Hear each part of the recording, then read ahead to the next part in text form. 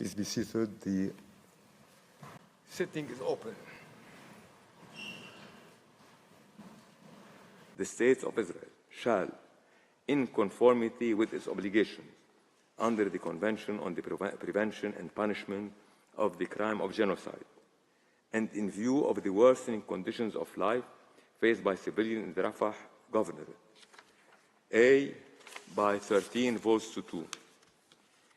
immediately halt its military offensive and any other action in the Rafah Governorate which may inflict on the Palestinian group in Gaza conditions of life that would bring about its physical destruction in whole or in part. I shall not read the introductory paragraphs of the order. In the present circumstances, the Court is also of the view that in order to preserve evidence related to allegations of acts falling within the scope of Article 2 and Article 3 of the Genocide Convention, Israel must take effective measures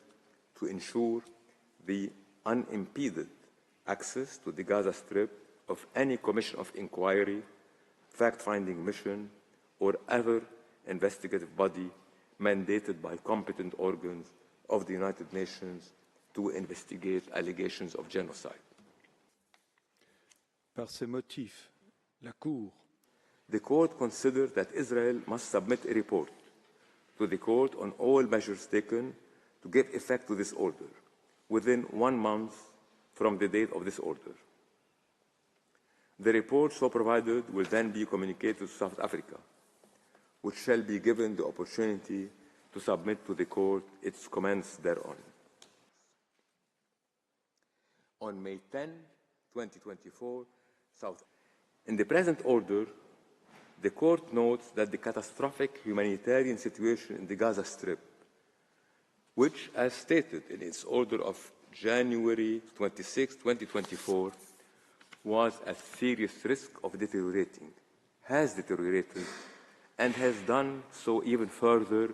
since the Court adopted its order of March 28, 2024. In this regard, the Court observes that the concern that it expressed in its decision communicated to the parties on February 16, 2024, with respect to the developments in Rafah have materialized, and that the humanitarian situation is now to be characterized as disastrous, pursuant to Article 41 of the statute and Article. The Court is also of the view that provisional measures indicated in its order of March 28, 2024, as well as those reaffirmed therein,